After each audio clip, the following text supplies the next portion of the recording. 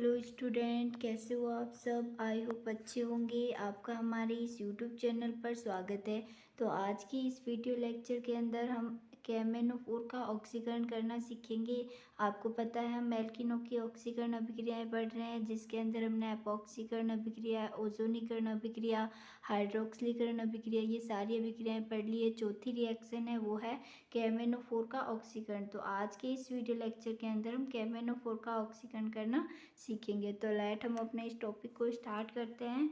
जब हम प्रबल क्षारीय विलयन में एल्कीन की अभिक्रिया KMnO4 या NaOH या K2Cr2O7 या H2SO4 की उपस्थिति में कराते हैं तो एल्कीन का ऑक्सीकरण होकर कार्बोक्सिलिक अम्ल बनते हैं।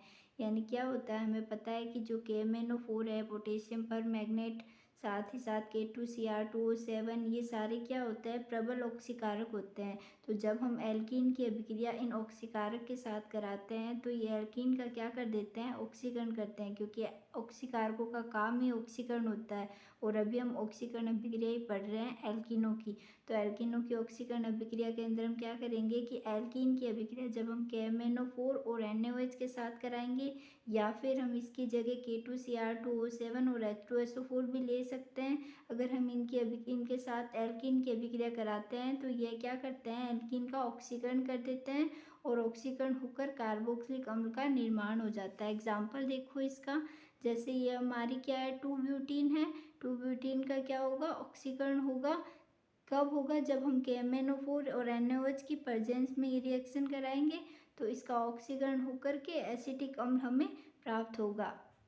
इसके अंदर देखो 2 एसिटिक अम्ल हमें प्राप्त हुए हैं, क्योंकि जैसे यहाँ से सिंगल बॉन्ड टूटेगा, यहाँ से डबल बॉन्ड टूटेगा तो 2 सिंगल बॉन्ड का निर्माण होगा। जैसे ही 2 सिंगल बॉन्ड का निर्माण होगा तो वहाँ पर क्या हो जाएगी, ये ऑक्सीकरण अभिक्रिया है तो वहाँ पर ऑक्सीकरण आकर के जुड़ जाएगी। देखो ये हमारी इस रिएक्शन के थ्रू समझाती हूँ। देखो ये हमारी क्या है, प्रोपीन है। इसकी अभिक्रिया हम KMnO4 या NaOH के साथ करा लो, या फिर K2Cr2O7 और H2SO4 के साथ करा लो। अगर इन दोनों में से किसी एक ऑक्सीकारक का हम उपयोग करके इस रिएक्शन को कराते हैं तो हमें क्या प्राप्त होता है, एसिटिल्डिहाइड प्राप्त होता है। इसके अंदर देखो क्या हुआ, जैसे ये डबल बॉन्ड टूटा तो यहाँ पर 2 सिंगल बॉन्ड का निर्माण हुआ और यहाँ पर एक ऑक्सीजन आकर जुड़ गई और यहाँ एक ऑक्सीजन आकर जुड़ गई, क्योंकि KMnO4 क्या होता है, ऑक्सीकारक होता है। और यहाँ पर और ये अभिक्रिया क्या है, ऑक्सीकरण अभिक्रिया है। तो ऑक्सीकरण अभिक्रिया होती क्या है, ऑक्सीजन का जुड़ना ऑक्सीकरण अभिक्रिया होता है। तो हमें पता है एल्कीन पर क्या आकर के जुड़ेगी, ऑक्सीजन आकर के जुड़ेगी। तो जैसे ही सिंगल बॉन्ड टूटेगा, डबल बॉन्ड टूटेगा तो 2 सिंगल बॉन्ड का निर्माण होगा और यहाँ पर ऑक्सीजन आकर के जुड़ गई। अब जैसे अगर इस कार्बन पर ऑक्सीजन आकर जुड़ी है तो CH3CHO ग्रुप का निर्माण हो गया, और साथ ही साथ यहाँ एक ऑक्सीजन आकर के जुड़ी है तो HCHO का निर्माण हो गया।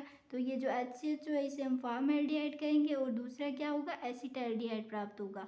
तो ये फॉर्मल्डिहाइड का फिर से क्या होगा, ऑक्सीकरण होगा, और ऑक्सीकरण होकर के क्या हो जाएगा, कार्बोक्सिलिक अम्ल प्राप्त हो जाएंगे। इसी प्रकार फॉर्मल्डिहाइड का ऑक्सीकरण होगा और हमें कार्बोक्सिलिक अम्ल प्राप्त होगा, और कार्बोक्सिलिक अम्ल का फिर से क्या हो जाएगा, ऑक्सीकरण हो जाएगा और कार्बन डाइऑक्साइड और जल निकल जाएगा।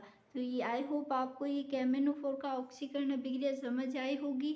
अगर आपको ये क्लास समझ आई है, पसंद आई है, तो प्लीज़ इसे लाइक करना, फ्रेंड्स के साथ शेयर करना और हमारे चैनल को सब्सक्राइब करना मत भूलना। Thank you for my watching video.